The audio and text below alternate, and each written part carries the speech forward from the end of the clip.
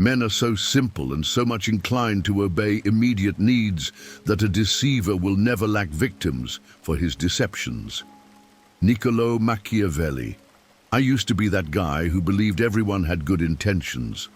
You know, the type who thought handshake deals were sacred and that people meant what they said.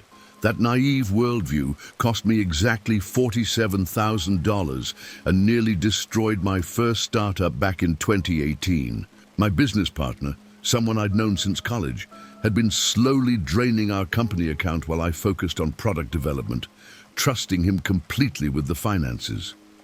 The wake-up call came on a Tuesday morning when our biggest client's check bounced. I rushed to the bank, only to discover our business account had $37 left. Mike, my so-called partner, had been using company funds for his personal expenses for months.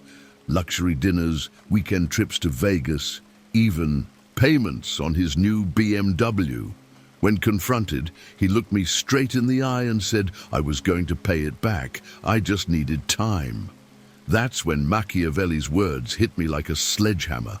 I wasn't just naive, I was actively participating in my own deception. I had created the perfect environment for betrayal by refusing to verify, by avoiding uncomfortable conversations about money, by wanting so desperately to believe in the fairy tale of unconditional trust. The predator didn't have to work hard. I'd practically served myself up on a silver platter. The hardest pill to swallow wasn't the money I'd lost. It was realizing that while I was playing checkers, assuming everyone followed the same rules, others were playing chess, thinking 3 moves ahead. Mike hadn't suddenly become dishonest. He'd always been calculating, testing my boundaries, seeing how much he could get away with. I just chose not to see the signs, because acknowledging them would have meant admitting I'd misjudged someone I cared about. That experience taught me something crucial. Innocence isn't a virtue in the real world. It's an invitation for exploitation. Every day, millions of people get taken advantage of because they refuse to accept a fundamental truth. Not everyone plays by the same moral rule book. The world is full of Mikes, people who study your weaknesses while you focus on their potential strengths. I spent the next 6 months rebuilding, but this time I implemented what I call intelligent suspicion. Not paranoia, not cynicism, but strategic awareness. I started asking the uncomfortable questions, demanding documentation, and most importantly, I stopped making excuses for people's questionable behavior. The difference was immediate and dramatic. Better partnerships, clearer boundaries, and ironically, deeper trust with people who actually deserved it. The fascinating thing about developing this awareness is how it changes your social circle. Predatory personalities avoid people who ask too many questions, while genuinely good people respect your intelligence and boundaries. It's like installing a natural filter system. The right people stay, the wrong ones reveal themselves and leave. Looking back, losing that money was the best investment I ever made because it taught me to see reality as it is, not as I wished it were. Machiavelli wasn't being pessimistic about human nature, he was being realistic. Some people are genuinely good, some are neutral, and some are actively looking for their next mark. The transformation from naive to aware doesn't happen overnight, but it starts with accepting one uncomfortable truth. If something seems too good to be true, especially when it comes from someone with something to gain, it probably is. Your gut instinct is usually right, even when your heart wants to believe otherwise. Most people learn this lesson the hard way, through betrayal, financial loss, or emotional manipulation. But you don't have to be most people. You can choose to wake up now, to start seeing the game as it's actually played, rather than how you wish it were played. Since that day with Mike, I've helped dozens of friends avoid similar situations simply by teaching them to ask better questions and trust their instincts. The beautiful irony is that being harder to deceive doesn't make you harder to love. It just makes you harder to exploit. But recognizing that deception exists everywhere is just the first step. The real challenge comes next. learning to identify the specific tactics modern manipulators use to bypass your rational defenses and hook directly into your emotions. Since love and fear can hardly exist together, if we must choose between them, it is far safer to be feared than loved. Niccolo Machiavelli. After my startup disaster with Mike, I thought I'd learned my lesson about deception. I was wrong. The real predators weren't just hiding in business partnerships anymore. They'd evolved, adapted, and moved into every corner of our digital lives. I discovered this the hard way in late 2019 when I fell for what I now call the perfect Instagram trap. Her name was Jessica, and her profile was flawless. Yoga instructor from California, traveled the world helping underprivileged children, posted inspirational quotes daily. We matched on a dating app, and within weeks, I was completely hooked. She'd text me at exactly the right moments, share personal stories that perfectly matched my interests, and somehow always knew the right thing to say when I was having a rough day. 3 months in, she had a family emergency in the Philippines. Her grandmother needed surgery, but the insurance wouldn't cover it. She needed $5,000, just temporarily, until her trust fund cleared. I actually went to the bank and wired the money. When I tried calling her the next day, the number was disconnected. Her Instagram account had vanished. Jessica, the yoga instructor who loved helping children, never existed. That's when I realized Machiavelli's principles had gone digital. The modern predator doesn't need to meet you face to face anymore. They can study your social media posts, learn your vulnerabilities, and craft the perfect persona to exploit them. Every like, every comment, every photo you share is data they use to build a psychological profile of your weaknesses. The scale of this new manipulation is staggering. Cambridge Analytica harvested data from 87 million Facebook profiles to influence elections.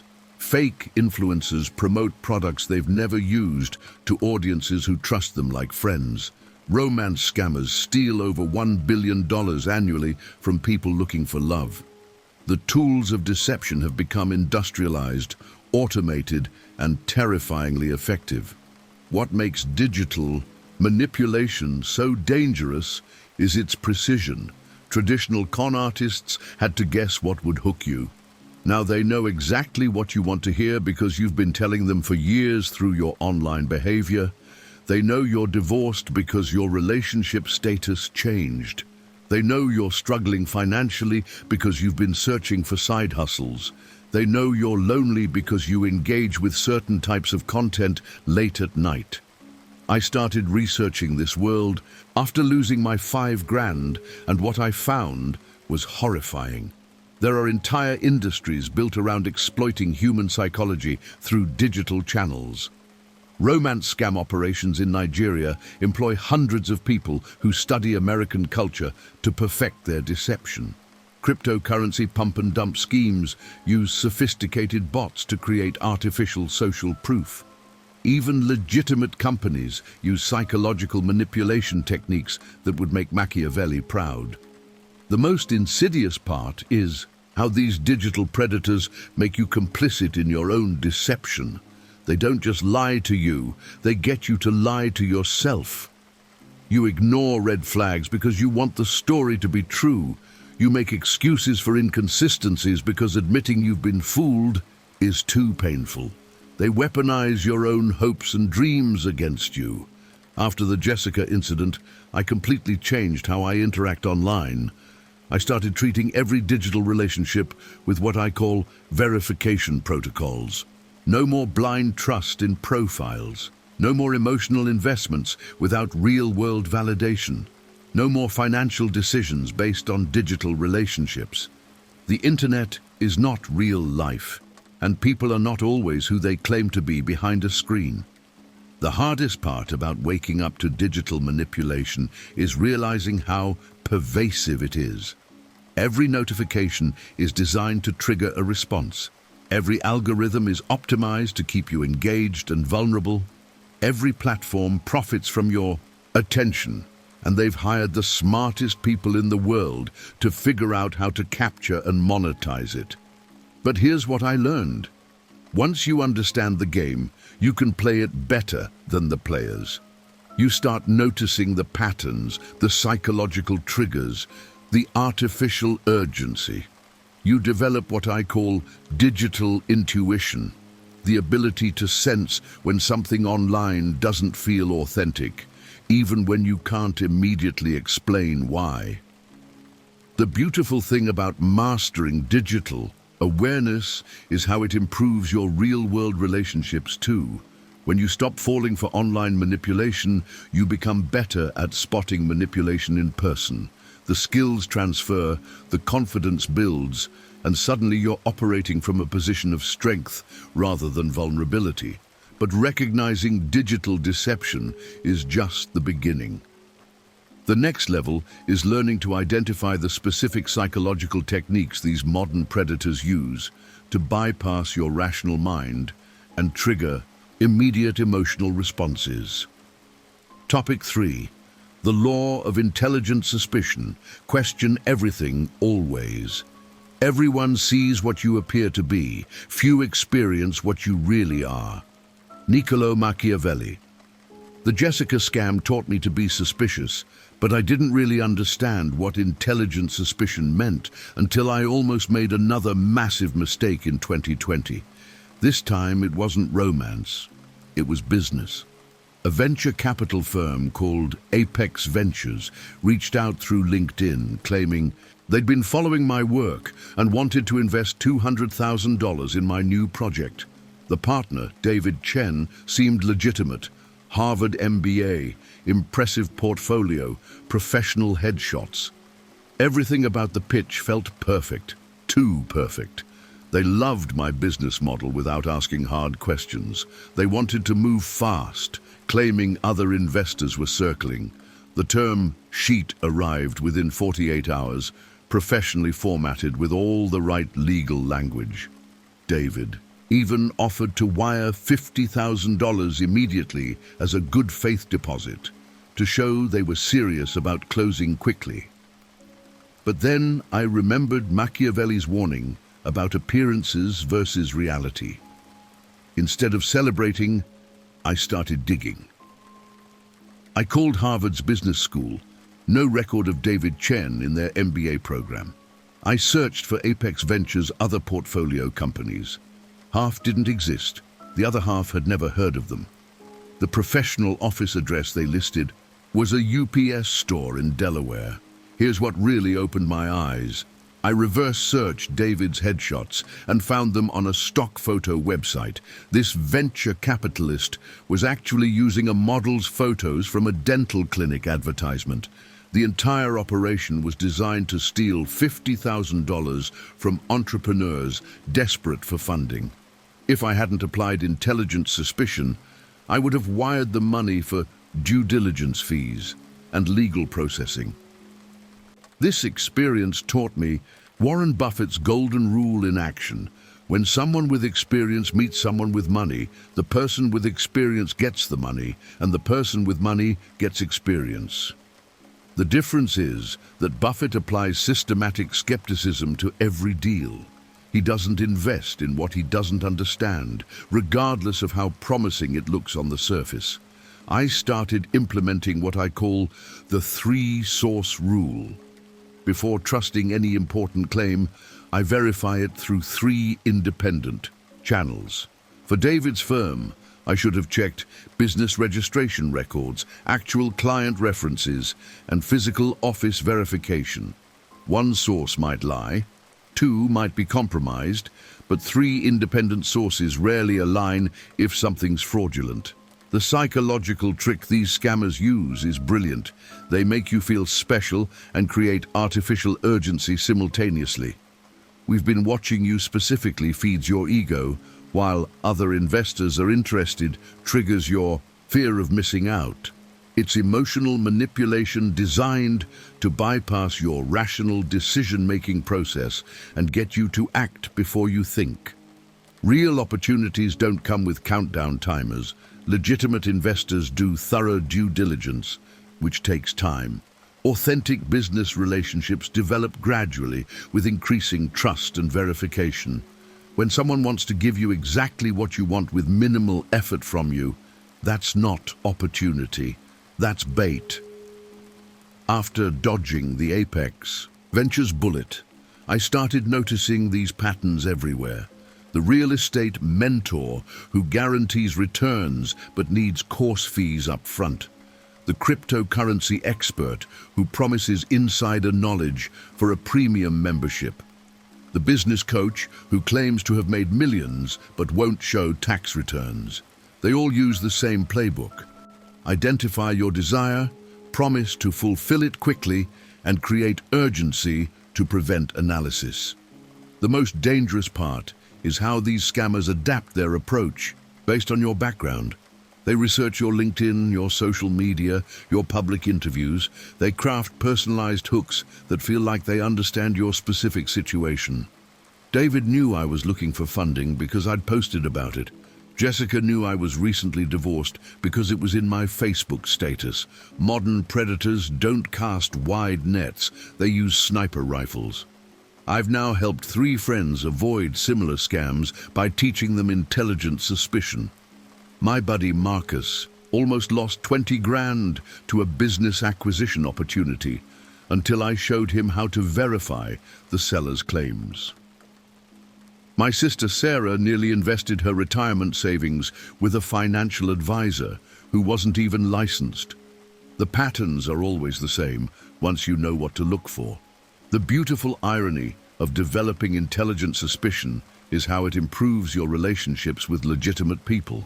When you ask good questions and verify claims, honest people respect your intelligence.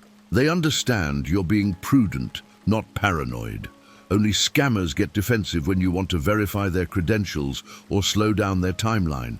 But there's a crucial difference between intelligent suspicion and paranoid cynicism. Intelligent suspicion is strategic. You verify before trusting, especially when the stakes are high. Paranoid cynicism assumes everyone is dishonest, which prevents you from building genuine relationships and recognizing real opportunities when they appear. However, even with the best verification systems, predators are constantly evolving their tactics. The next level of protection requires understanding the psychological manipulation techniques they use to make you ignore your own suspicions and override your better judgment. The promise given was a necessity of the past. The word broken is a necessity of the present. Niccolo Machiavelli.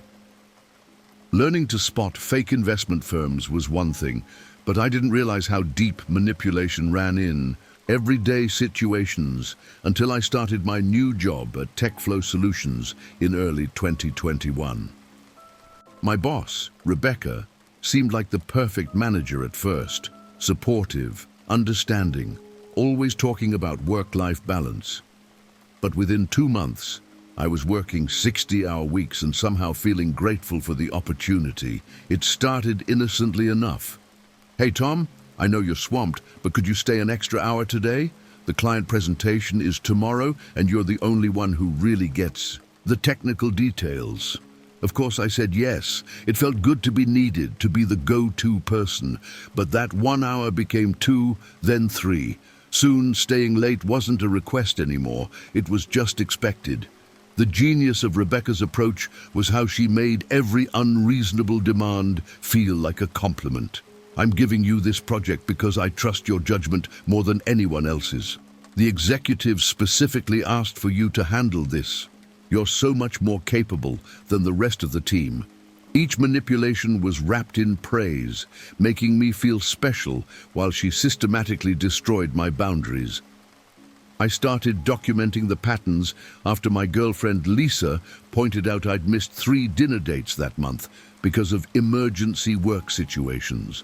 Rebecca would create artificial urgency around everything. "The client wants this by Friday," when the real deadline was the following Tuesday. "The CEO is asking about this project," when she'd never actually spoken to him about it. Every task came with manufactured pressure designed to make me drop everything else. The psychological trick she used is called intermittent reinforcement, occasionally giving positive feedback to keep me hooked, while gradually increasing demands. It's the same principle casinos use with slot machines. Sometimes I'd get genuine praise or a small bonus, which made the long hours and stress feel worth it. I was literally addicted to her approval without realizing it. What made it worse was how she isolated me from potential allies. Don't worry about what the other developers think. They don't understand the big picture like you do. She'd give me information about company decisions and then say, "This is confidential, but I trust you," making me feel like an insider while actually cutting me off from people who might have warned me about her tactics. The breaking point came during a team meeting where she threw me under the bus for a project delay that was entirely due to her changing requirements 3 times. But she did it so skillfully. Tom's been working incredibly hard on this, and while we didn't hit our original timeline, his dedication is really admirable. She managed to criticize me while making it sound like praise, and I actually felt bad for disappointing her. That night, I called my mentor James, who used to work in corporate consulting. He laughed when I described the situation. "Tom, you're being managed like a mark in a con game. She's using textbook manipulation techniques, love bombing with praise, creating artificial scarcity with fake deadlines, and isolating you from reality checks. This isn't management, it's psychological warfare." James helped me develop what he called manipulation radar, specific warning signs to watch for in professional relationships, excessive flattery early in a relationship, creating urgency around everything, making you feel like the chosen one while subtly cutting you off from other perspectives, using your strengths against you by making unreasonable requests seem like opportunities. I started testing Rebecca's claims. When she said the client wanted something immediately, I'd follow up with the client directly and discover they'd never made such a request.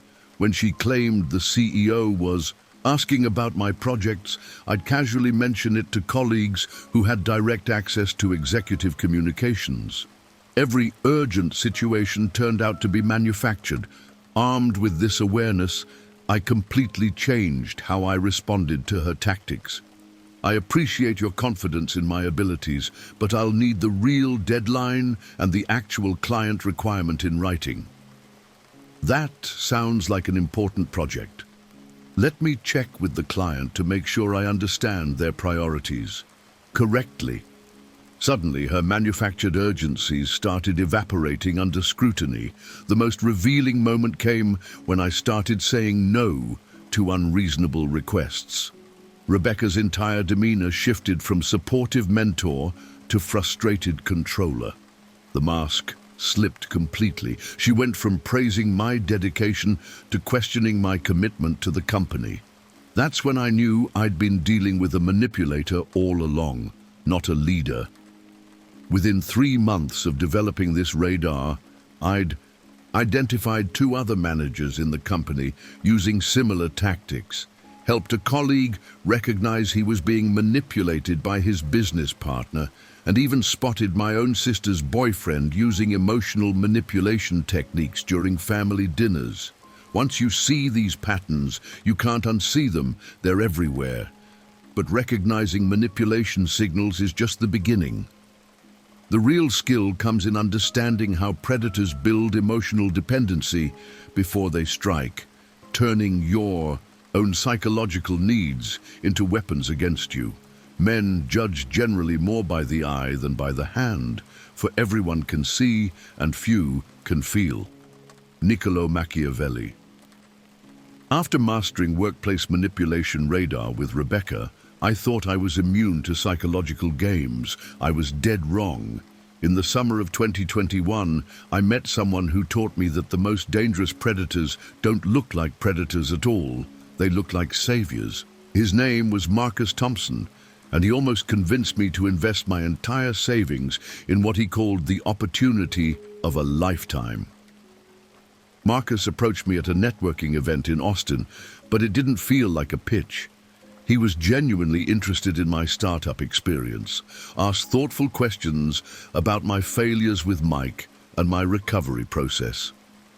He shared his own story of building and selling 3 companies, name-dropping clients I could verify online.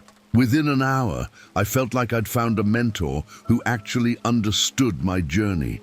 The seduction process was so subtle, I didn't recognize it was happening. Marcus would text me articles about entrepreneurship with notes like, "Thought you'd appreciate this perspective," or "Reminded me of your situation with that investor scam." He introduced me to other successful entrepreneurs in his network, real people with actual businesses. Everything he did added value to my life with no apparent agenda. 3 weeks into our friendship, Marcus casually mentioned he was putting together an investment group for a revolutionary fintech startup. "I'm not looking for investors," he said, "but I thought you might be interested since you understand the pain points they're solving." He showed me a presentation that was genuinely impressive. Real technology, experienced team, major client contracts already signed. Here's where it gets brilliant. Marcus never asked me to invest. Instead, he created artificial scarcity. I've already got too many people interested, honestly. The founders are being really selective about who they let in. When I expressed interest, he said he'd see if he could get me a spot, but warned that the minimum investment was $50,000 and they were closing the round in 2 weeks. The psychological trap was perfect. He'd spent weeks building trust and demonstrating value. He'd made me feel special, like someone whose opinion mattered. The opportunity seemed legitimate because everything else about Marcus had been legitimate. And the artificial scarcity triggered my fear of missing out on something that could change my financial future. I was literally filling out wire transfer forms when my girlfriend Lisa asked a simple question: "Why is he doing this for you?" That stopped me cold. Marcus claimed to be worth millions from his previous exits. He had access to high net worth investors. Why would he need my $50,000? Why would he risk his reputation on someone he'd known for 3 weeks? That night, I did the deep research I should have done initially. Marcus's companies were real, but his role in them was exaggerated. He'd been a mid-level employee at 2 and a minor investor in the 3rd.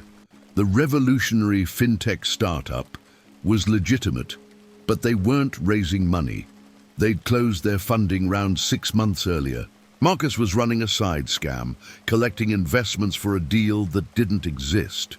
The next day, I confronted Marcus with my findings. His reaction was textbook predator behavior. First denial, then anger, then attempting to flip the script.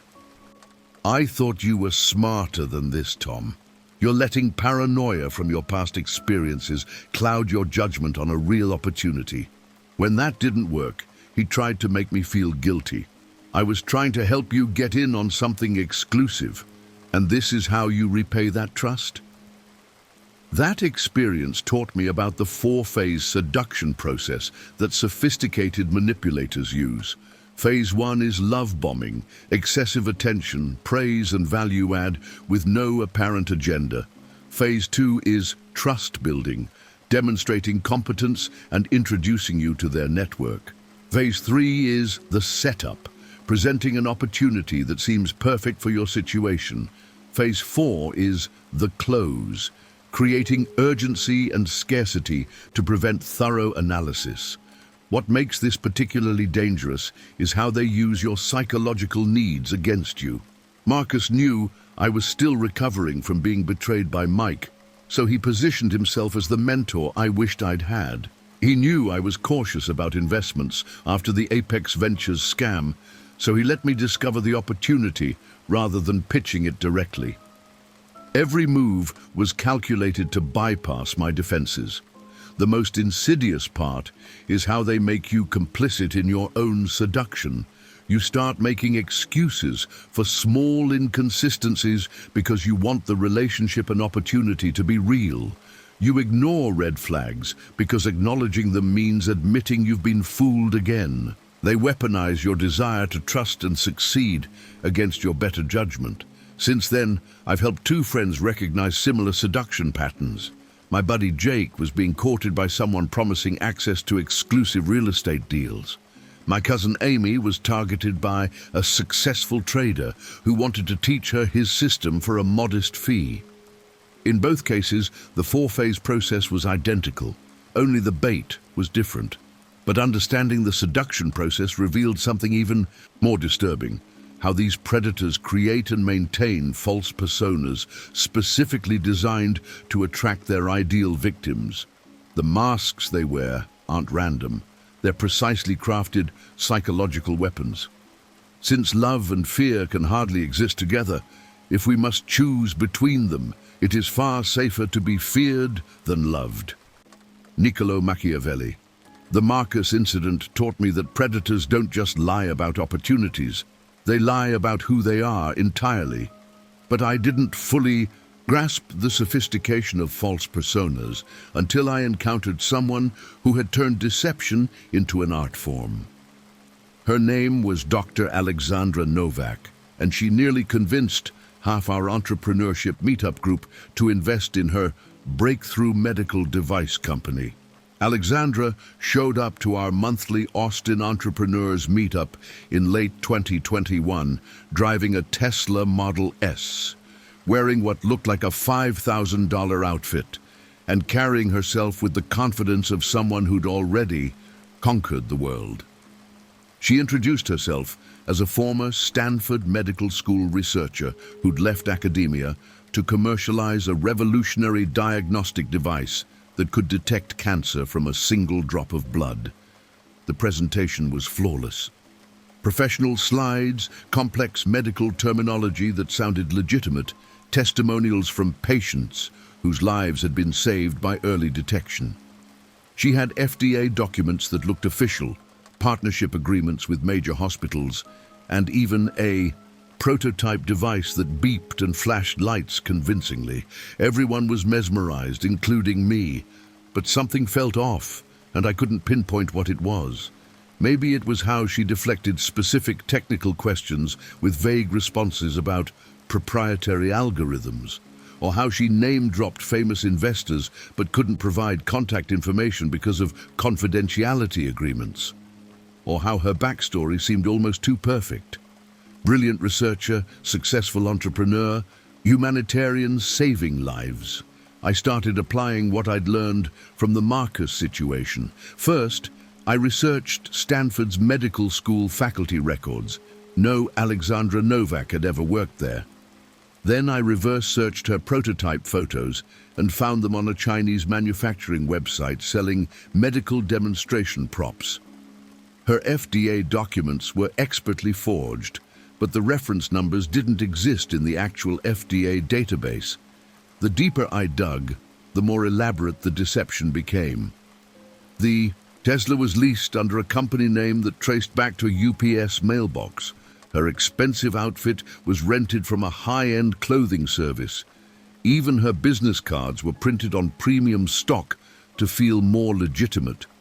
She'd created an entire fictional identity down to the smallest details. What shocked me most was discovering that Dr. Alexandra Novak was actually Jennifer Walsh, a former pharmaceutical sales rep from Ohio who'd been fired for falsifying client reports. She'd spent months studying medical terminology, practicing her presentation, and crafting a persona specifically designed to appeal to tech entrepreneurs hungry for the next big breakthrough in healthcare. The psychological brilliance of her mask was how it combined authority, expertise, and altruism. She wasn't just selling an investment, she was offering the chance to save lives and make history. The medical degree gave her credibility, the Stanford connection implied intelligence, and the humanitarian mission made people feel good about writing checks. Every element of her persona was calculated to bypass skepticism. When I presented my findings to the group, the reactions were fascinating. About half the members were grateful I'd exposed the fraud before they invested, but the other half were angry at me for ruining a legitimate opportunity.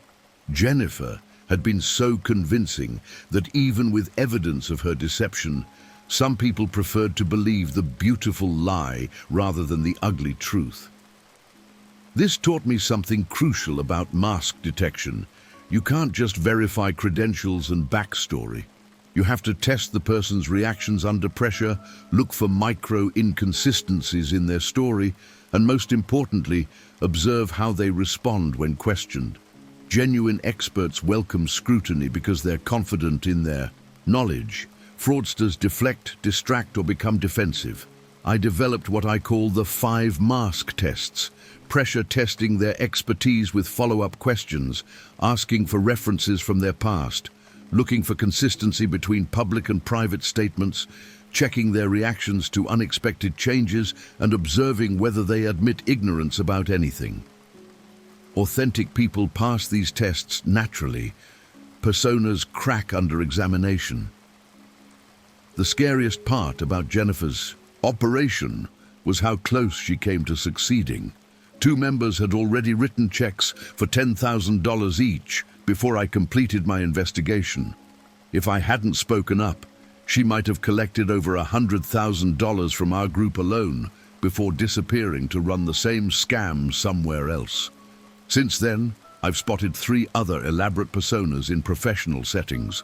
The former Google executive at a startup pitch event whose work history didn't check out.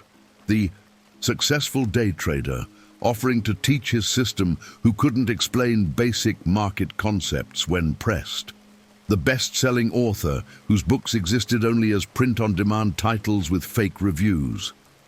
But recognizing false personas is just one layer of protection.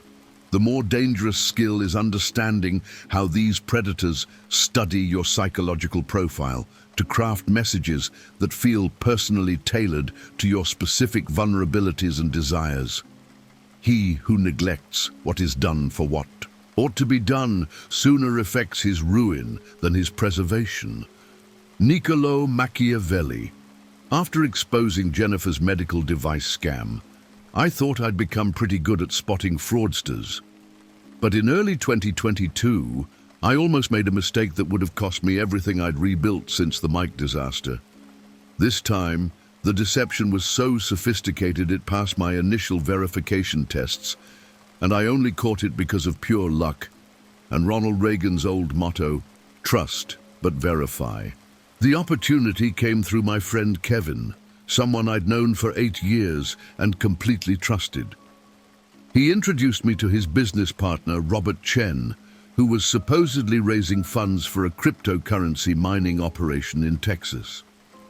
Robert had legitimate-seeming documentation, business licenses, facility photos, equipment invoices, even a visit to what appeared to be their mining warehouse in Dallas. Robert's pitch was compelling but not flashy. Steady returns, not get-rich-quick promises. He showed me tax documents from previous investors who'd made consistent profits. His LinkedIn profile showed 15 years of tech experience at recognizable companies. Even his warehouse tour felt authentic. Rows of mining computers, industrial cooling systems, professional staff who knew technical details.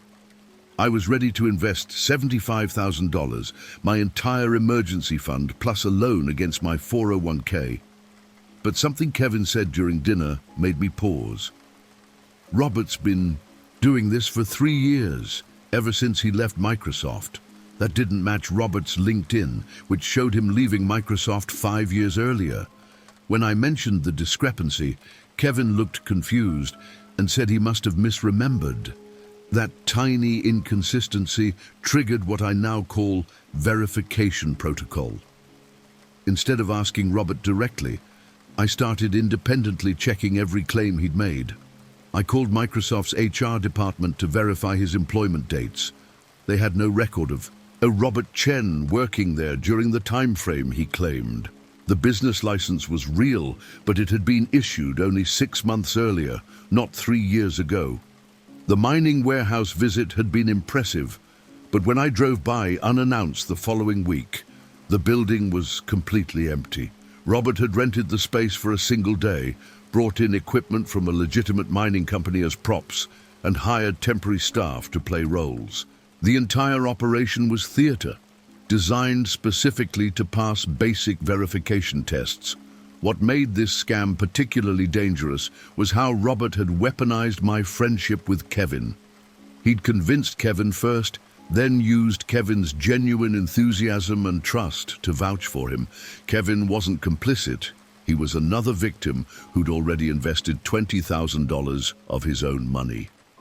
The scam was designed to spread through trusted networks, using legitimate relationships to bypass skepticism. I spent the next week doing forensic-level verification. The previous investors with their tax documents were actors with fake identities. The equipment invoices were professionally forged using stolen letterhead from real companies. Even the positive Google reviews for his business were purchased from click farms in Southeast Asia. Every piece of evidence that had convinced me was manufactured.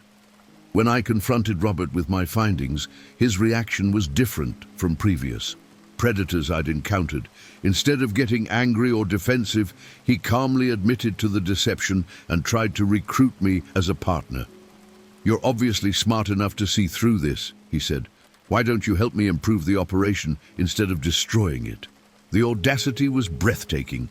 He was trying to turn my discovery into a business opportunity.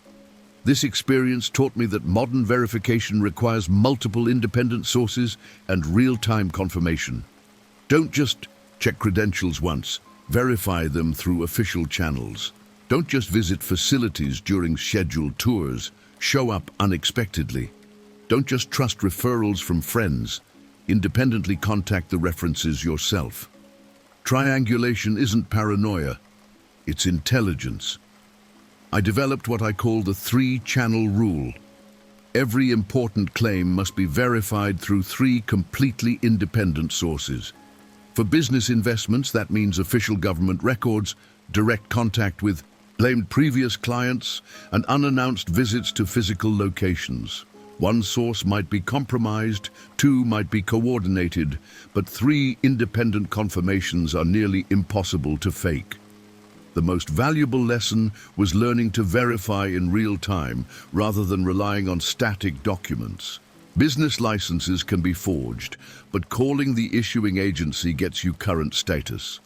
LinkedIn profiles can be fabricated, but calling the companies directly reveals actual employment history. Photos can be staged, but unannounced visits show ongoing operations. Since implementing this verification strategy, I've helped 4 friends avoid similar elaborate scams. My neighbor Sarah almost invested in a profitable Airbnb portfolio that turned out to be photos of properties the seller didn't own. My cousin Mike was targeted by a successful Forex trader whose trading account screenshots were completely fabricated. Each time, systematic verification revealed the truth that initial impressions had hidden. But even with bulletproof verification protocols, there's one psychological weakness that predators exploit more effectively than any other: our inability to say no when pressured, especially by people we like or respect. The lion cannot protect himself from traps, and the fox cannot defend himself from wolves. One must therefore be a fox to recognize traps, and a lion to frighten wolves. Niccolo Machiavelli. After dodging Robert's cryptocurrency mining scam, I felt invincible. I had verification protocols. I could spot false personas. I understood seduction tactics. But I learned the hard way that all that knowledge means nothing if you can't deploy the most powerful word in the English language when it matters most. No. This lesson cost me $15,000 and nearly destroyed my relationship with my sister. The situation started innocently in spring 2022, when my sister Emma asked me to be a reference for her boyfriend, Jake's business loan application. Jake was opening a boutique fitness studio, seemed like a decent guy, and Emma was happy. Of course I'd help.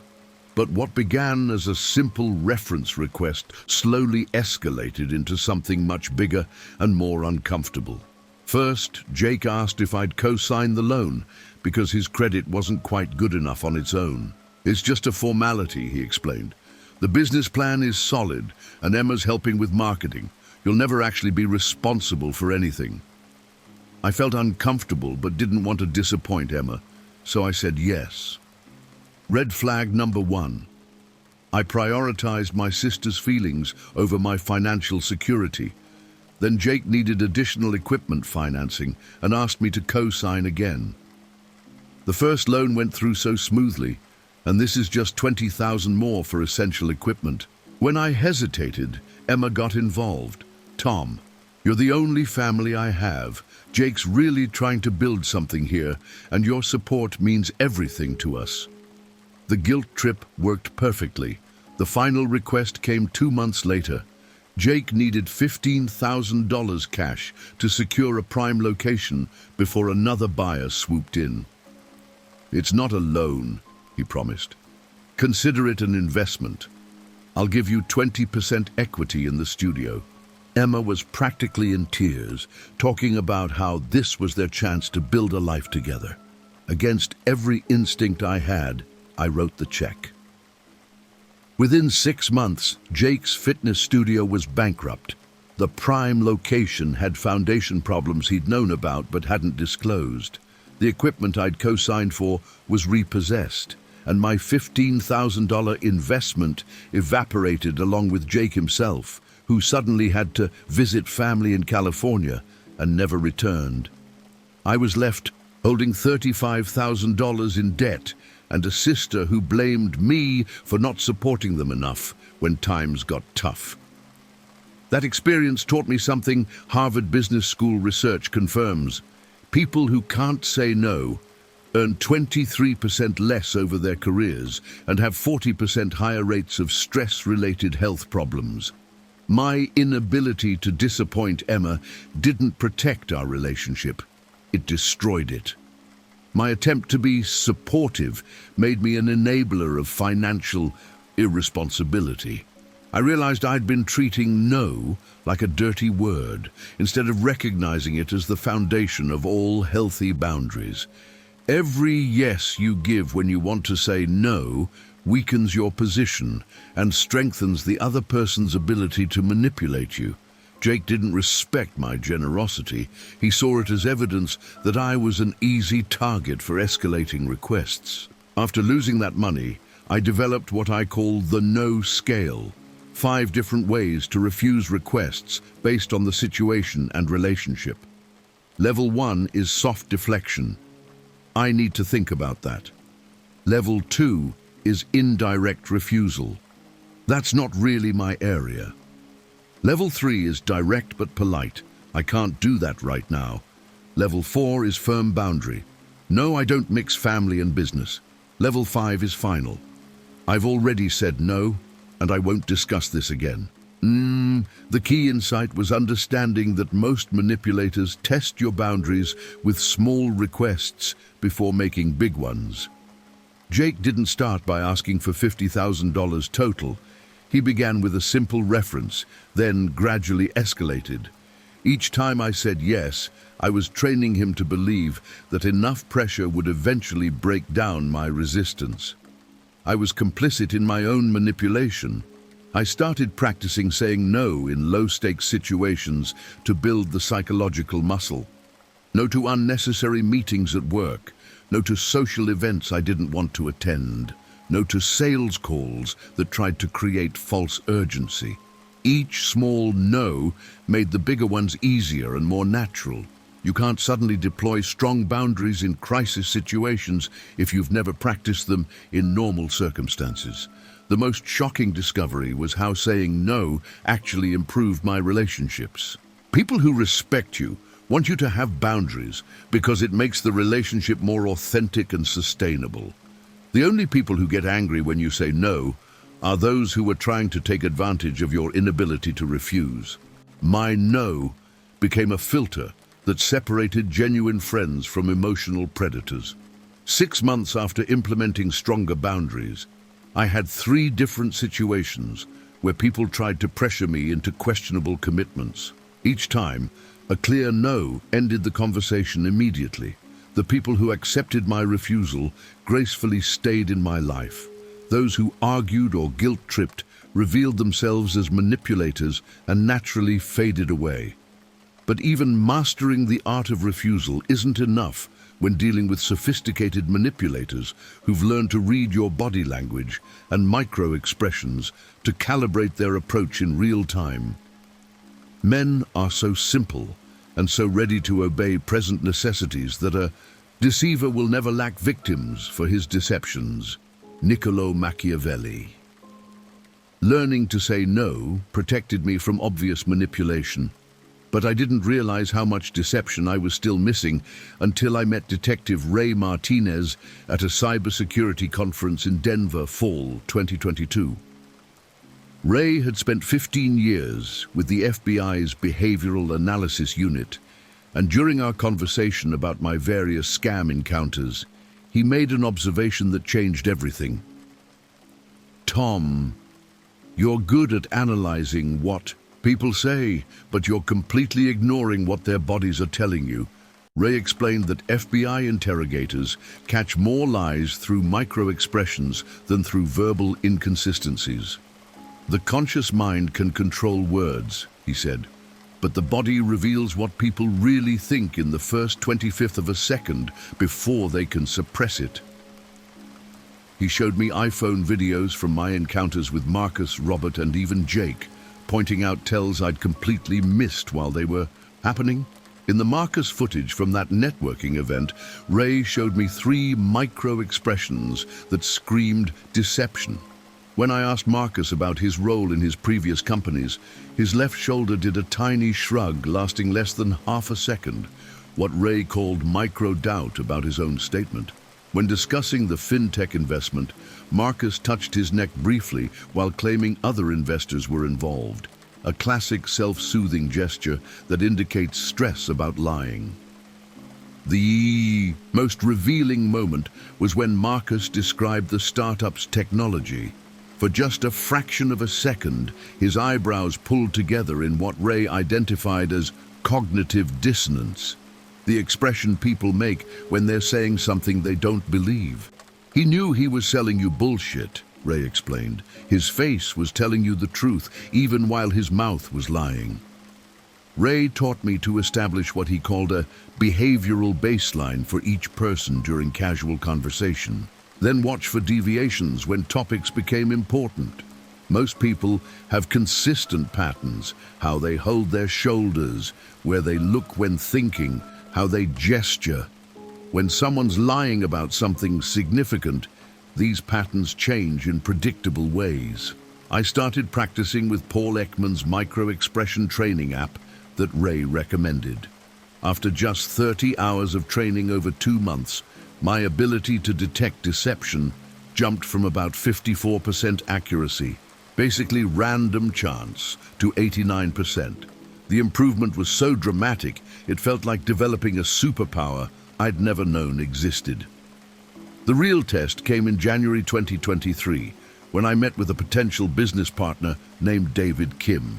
He wanted me to join his e-commerce consulting firm, promising equal partnership and shared profits. But while his words were convincing, his body language was telling a completely different story. Every time he mentioned equal partnership, he did a micro-expression Ray had taught me to recognize, a brief tightening around the eyes that indicates someone is saying something they don't mean. When David discussed profit sharing, he unconsciously covered his mouth with his hand for a split second while explaining the compensation structure. Ray had called this symbolic blocking, the body trying to stop false words from coming out. Most telling was when I asked about his current partners. David's eyes darted down and left twice in quick succession, the classic pattern for accessing fabricated rather than remembered information.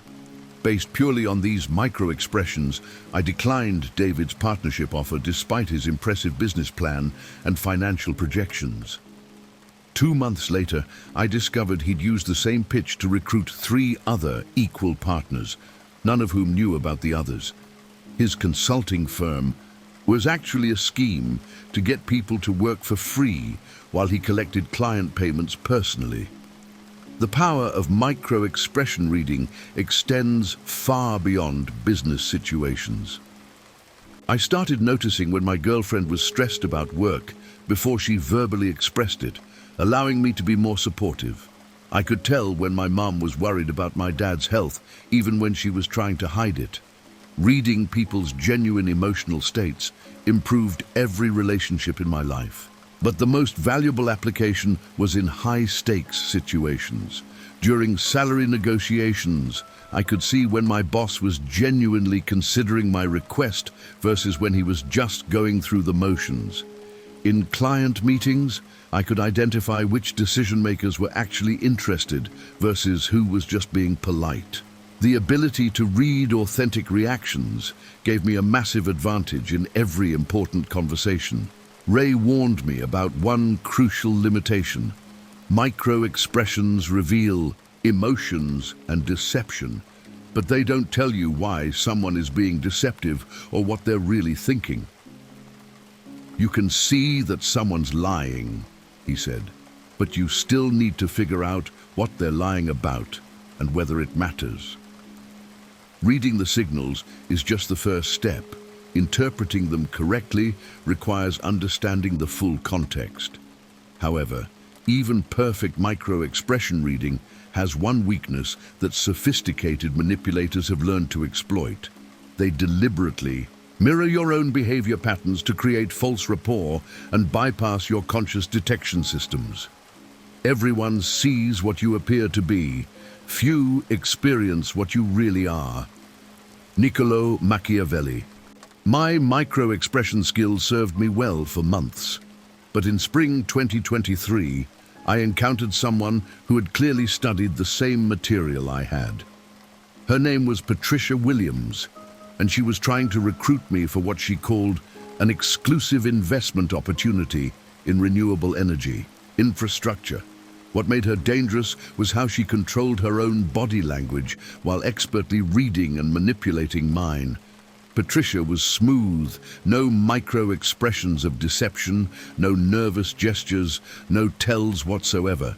She maintained perfect eye contact, used open body language, and even mirrored my posture subtly to create rapport. When I leaned forward, she leaned forward. When I crossed my arms, she did the same a few seconds later. She'd clearly been trained in the same behavioral techniques I'd learned from Detective Martinez. I realized I needed a different approach when standard detection methods weren't working. That's when I remembered something Ray had mentioned about FBI negotiators. When suspects try to control their behavior, we test their reactions by reflecting their own tactics back at them. The idea was simple. Use their manipulation techniques against them to see how they respond under pressure. Patricia was using artificial time pressure, claiming the investment opportunity would close in 72 hours. Instead of analyzing whether this was true, I mirrored her tactic. That's interesting timing. I actually have another exclusive opportunity that also closes this week. I need to decide between them by Thursday. Her composure cracked for just a moment, a brief flash of irritation that she quickly suppressed. When she emphasized how selective they were being about investors, I reflected that same energy. I'm being pretty selective too, actually. I've turned down 3 deals this month because they didn't meet my criteria. Patricia's response was telling. Instead of respecting my selectivity like a legitimate partner would, she immediately started working harder to convince me, asking what my criteria were so she could address them. The breakthrough came when I mirrored her emotional manipulation. Patricia had been using subtle guilt tactics, suggesting I might miss out on changing the world if I didn't act quickly. So I responded, "You know, I'd hate for you to miss your fundraising deadline because you spent too much time on someone who might not be the right fit." Her mask slipped completely. She went from patient advisor to desperate salesperson in seconds. What I discovered is that genuine people don't notice when you mirror their behavior because they're not consciously manipulating you. They react naturally, respond authentically, and treat the conversation as a normal exchange. But manipulators become uncomfortable when their own tactics are reflected back, because it disrupts their sense of control over the interaction. I started testing Patricia more aggressively. When she claimed to have other interested investors, I said, "That's great. Maybe you should focus on them since they seem more committed." A legitimate opportunity would welcome that suggestion. But Patricia immediately backtracked, insisting she really wanted me specifically involved. The desperation was becoming obvious. The mirror tactic revealed what all my other detection methods had missed. Patricia's entire presentation was a script designed to trigger specific psychological responses. When I stopped following the script and started reflecting her techniques back at her, she couldn't adapt naturally. She was an actress playing a role, not a professional presenting a real opportunity. Within 2 hours of systematic mirroring, Patricia made 3 critical mistakes she'd avoided during our initial meetings. She contradicted herself about the investment timeline, couldn't provide specific details when pressed, and most damning, offered to make an exception to let me invest less than the stated minimum if I committed immediately. Real exclusive opportunities don't become suddenly flexible when you show resistance. I ended the meeting by saying, "I appreciate the presentation, but I need to consult with my financial advisor before making any decisions." Patricia's response was pure manipulation playbook. She questioned whether my advisor would understand the unique opportunity, suggested I might be overthinking a simple decision, and offered to speak with my advisor herself to answer any technical questions. The mirror tactic taught me something profound. Authentic people welcome scrutiny, questions, and delays because they're confident in what they're offering. Manipulators panic when you don't follow their timeline because their entire strategy depends on preventing you from thinking clearly or consulting others who might spot the deception. Since then, I've used mirroring to test potentially manipulative situations in both personal and professional contexts. My date, who kept cancelling plans, but got upset when I suggested we reschedule for the following week. My client, who demanded rush delivery, but became defensive when I asked for rush pricing. The real estate agent, who created false urgency, but got irritated when I applied the same pressure to her timeline. But even mastering behavioral reflection has limitations when dealing with the most sophisticated predators. Those who've learned to weaponize your own intuition against you by creating situations that feel right on a gut level, while being completely wrong on a logical level. One who deceives will always find those who allow themselves to be deceived. Niccolo Machiavelli. After mastering mirror tactics with Patricia, I thought I'd developed every possible defense against manipulation. But in late 2023, I encountered a situation that taught me the most important lesson of all. Sometimes your gut knows things your brain hasn't figured out yet. This realization came during what should have been a routine business meeting that felt wrong from the moment I walked into the room, even though I couldn't explain why. The meeting was with Harrison and Associates, a consulting firm that wanted to hire my software development company for a 6-month project worth $120,000. Everything checked out on paper. Legitimate business registration, professional office space in downtown Austin, references from previous clients who confirmed successful projects. But sitting across from James Harrison and his team, I felt an inexplicable sense of unease. There were no obvious red flags. Harrison's credentials were verified, his team seemed knowledgeable, and their project requirements were clearly defined and reasonable. They weren't pushing for immediate decisions or using high-pressure tactics. Yet something deep in my stomach was screaming danger so loudly I could barely focus on their presentation. I'd learned to trust what Detective Ray Martinez called thin slice judgments. The rapid processing your brain does with millions of micro-cues you're not consciously aware of. Yale research shows that decisions made in 2 seconds have 67% accuracy, while well-considered decisions drop to 55% because overthinking often ignores intuitive warnings. Instead of dismissing the feeling, I decided to investigate it. I started paying attention to subtleties I might normally overlook. The office felt staged, too perfect, like a movie set rather than a working space. The team members' laptops all looked new and barely used. Most telling, when I asked casual questions about their daily routines and current projects, their answers felt rehearsed rather than natural. My breaking point came when Harrison mentioned they'd worked with several other development firms in Austin. I asked which ones, just making conversation, and he named 3 companies. I happened to know 2 of those firms personally. One had been closed for over a year, and the other specialized in marketing, not software development. Harrison had no way of knowing I'd catch those lies because they seemed like throwaway details. That night, I did deeper research despite everything appearing legitimate on the surface. Harrison and Associates was real, but it had been incorporated only 6 weeks earlier. The office space was a short-term executive rental. The previous clients who'd given references were connected to Harrison through a network of shell companies I traced through business registration databases.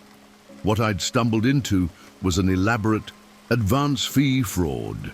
Harrison's plan was to get me to start work immediately, then request startup costs for specialized equipment and security clearances. The $120,000 project was bait to justify $20,000 advance payments that would disappear along with Harrison himself once I'd transferred the money.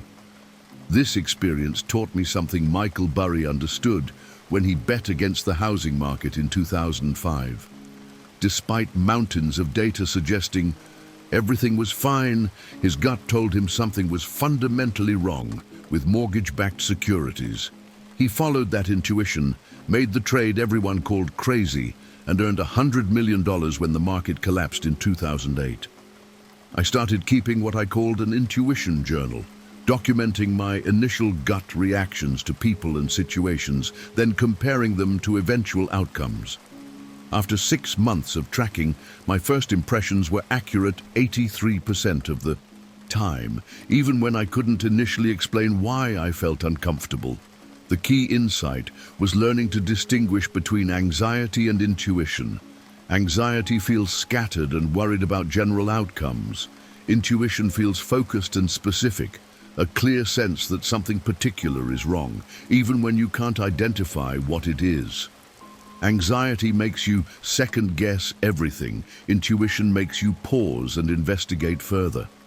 I've now helped several friends learn to trust their strategic intuition.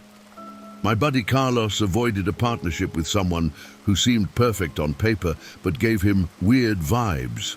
The guy later tried to steal clients from his previous business partners.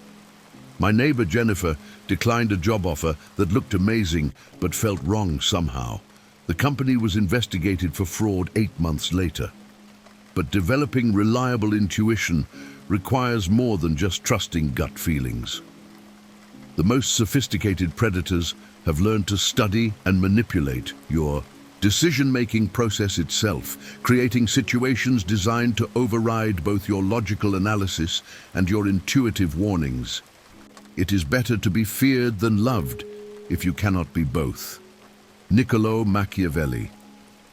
Today marks 18 months since I started this journey with Mike's betrayal and my $47,000 lesson in naivety. As I write this, I'm a completely different person than the trusting entrepreneur who once believed handshake deals were sacred and people always meant what they said. The transformation wasn't just about learning techniques, it was about fundamentally changing how I see and interact with the world. Yesterday I had 3 separate encounters that would have destroyed the old Tom, but barely registered as inconveniences for who I've become. A financial advisor, cold-called offering exclusive investment opportunities with guaranteed returns. A LinkedIn connection tried to recruit me for a ground floor opportunity in a new cryptocurrency, a venture. A woman at Starbucks struck up a conversation about my laptop and somehow steered it toward her consulting business within 5 minutes. The beautiful thing wasn't just that I recognized each manipulation attempt immediately, it was how effortlessly I deflected them without anger, drama, or lengthy explanations. That sounds interesting, but I only work with fee-only fiduciary advisors to the cold caller. I appreciate you thinking of me, but I don't invest in anything I can't fully understand to the LinkedIn contact. Good luck with your business to the coffee shop predator, followed by putting on headphones. What struck me most was how these encounters actually strengthened rather than stressed me. Each successful deflection proved that my internal systems were working, that I'd developed true immunity rather than just temporary resistance. Like a vaccine that teaches your body to recognize and eliminate threats automatically, my mind now processes manipulation, attempts without conscious effort. The paradox Machiavelli understood is that becoming harder to deceive doesn't make you harder to love. It makes you easier to respect. Since developing these skills, my relationships have improved dramatically. Friends and family trust my judgment more because they know I don't make decisions from desperation or naivety. Business partners respect my due diligence because they understand it protects everyone involved. My girlfriend Lisa noticed the change. First, you're more confident now, but also more generous. It's like you can afford to be kind because you're not afraid of being taken advantage of. She was right. When you're no longer vulnerable to manipulation, you can engage authentically without constantly wondering about hidden agendas or ulterior motives. The most unexpected benefit has been how this awareness opened opportunities I would have missed before. Last month, I recognized that a client who seemed difficult was actually just and protective of his business because he'd been burned by previous contractors. Instead of being defensive about his questions, I appreciated his diligence, and we built a strong working relationship based on mutual respect for proper verification. I've also become someone others turn to for reality checks on potential scams, questionable opportunities, and manipulative relationships. In the past 6 months, I've helped 8 friends and family members avoid everything from romance scams to investment fraud to toxic employment situations. Teaching these skills to others has reinforced my own learning while creating a network of people who are harder to deceive. But the most profound change is internal. I no longer operate from fear, desperation, or the need to be liked by everyone. I make decisions from strength, clarity, and genuine choice rather than manipulation, pressure, or guilt. When someone tries to rush me into a decision, create artificial scarcity, or make me feel guilty for having boundaries, I recognize it immediately and respond accordingly. Machiavelli wrote about the lion and the fox, using strength to frighten wolves and cunning to recognize traps. I've learned to be both when necessary, but more importantly, I've learned when each approach is appropriate. Most situations don't require warfare. They just require awareness, boundaries, and the confidence to trust your own judgment. The journey from naive victim to strategic thinker isn't just about protecting yourself from predators. It's about becoming the kind of person who naturally attracts honest people while repelling dishonest ones. Your energy changes when you stop being afraid of being fooled. You carry yourself differently, ask better questions, and make decisions from a place of strength rather than weakness. Looking back, losing that money to Mike was the best investment I ever made, because it forced me to develop skills that have saved me hundreds of thousands of dollars and countless hours of stress. Every manipulation attempt I now deflect effortlessly would have succeeded against the old version of myself. The price of that education was steep, but the return on investment has been extraordinary. Sleep well tonight knowing that tomorrow you'll wake up harder to deceive than you were today. And remember, in a world full of people playing games you didn't know existed, the biggest advantage isn't being the smartest player. It's simply knowing that the game is being played at all.